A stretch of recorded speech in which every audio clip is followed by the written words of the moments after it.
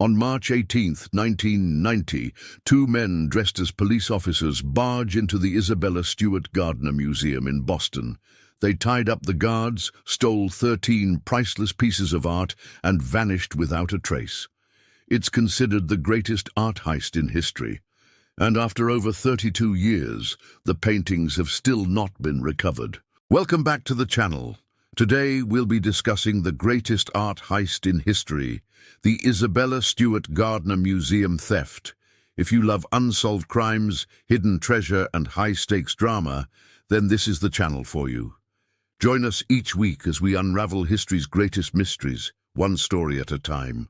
On March 18, 1990, two men dressed as police officers made their way into the Isabella Stewart Gardner Museum in Boston, overpowered the guards, and made off with 13 works of art valued at over $500 million. The thieves were never caught, and the paintings have never been recovered, making it the largest unsolved art heist in history.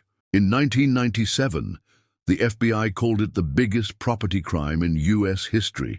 In 2007, ArtNet valued the missing masterpieces at more than $500 million, adjusting for inflation, more than $1 billion. To put that into perspective, that would be the same as robbing 164 individual millionaires simultaneously, or just one multi-billionaire. The mastermind behind the most valuable cinematic heist in film history, The Town, starring Ben Affleck, was inspired by this robbery. Let's get into it.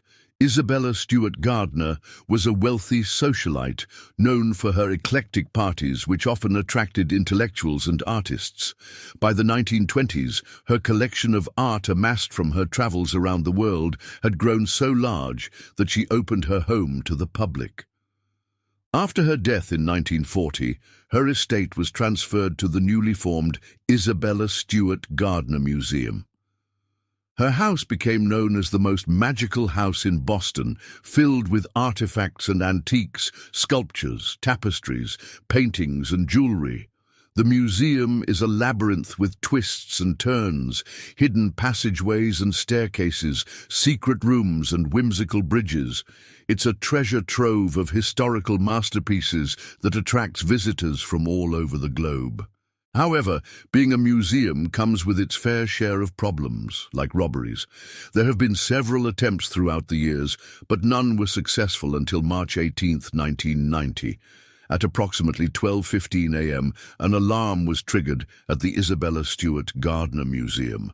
However, it wasn't recognized by the monitoring company due to the blaring of car horns outside. When the guard tried calling the police department, the line was busy, and he couldn't get through. Little did he know it wasn't a wrong number. That call was actually the robbers trying to report themselves as the police.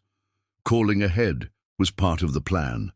By doing so, they ensured that the real police wouldn't respond to the alarm. Two men dressed in police uniforms and armed with guns had entered the museum through an unlocked window on the ground floor. One of them was tall and thin, with a Boston accent, and the other was shorter with a Brooklyn accent. Disguised as law enforcement officers, they approached the front desk where the lone guard was stationed. They told him they were conducting an undercover drug sting operation across the street and asked if they could use the bathroom. When the guard refused, they pulled out their guns and threatened him, tying him up with electric cords. They also bound the second guard who arrived at the scene. They covered both guards' heads with pillowcases and left them in the basement. As the museum was filled with valuable art, jewelry, and expensive antiques, the thieves were interested in only the paintings. They proceeded to cut the straps on the frames and remove the artwork, leaving the frames behind. One theory suggests they only targeted paintings they believed could be sold on the black market. The other theory proposes they had insider knowledge of the collection and knew exactly which pieces to steal. Whatever the reason, they made sure to take only small amounts of some artists' work. For example, they chose to take Vermeer's The Concert and Rembrandt's The Storm on the Sea of Galilee, but left behind Rembrandt's self-portrait. It took the criminals less than 81 minutes to remove the 13 pieces of art. They exited the building through the same window they used for entry and disappeared into the darkness, leaving behind the discarded pillowcases and electric cords. As dawn broke, the guards freed themselves from their bonds and discovered the shocking extent of the theft. Soon, the news media descended upon the museum, and the FBI was called to the scene. The investigation began.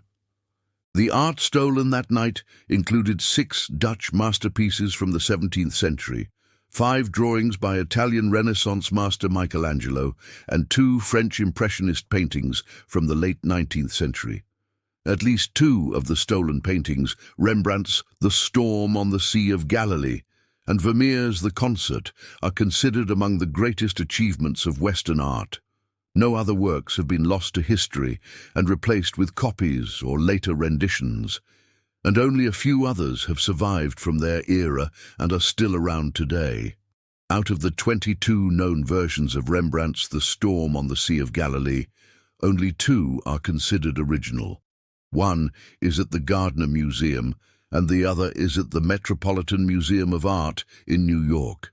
There are 3 known versions of Vermeer's The Concert. 2 hang in major museums, and the 3rd remains missing. With no other versions to replace it, the theft of the 2 Vermeers from the Isabella Stewart Gardner Museum represents the single greatest loss in the history of Western art. A reward of up to $10 million was offered for information leading to the painting's recovery or the criminal's conviction. Despite numerous leads and theories, the case went cold after a few years, and the paintings were never recovered. There are several theories about what happened to the stolen masterpieces. Some believe they were taken to an undisclosed location in Ireland. Others think they were held for ransom, but the criminals never contacted the museum or the FBI. Many suspect they were smuggled out of the country, perhaps ending up in private collections or being displayed in secret galleries. A few believe they were destroyed, though there's no evidence to support this.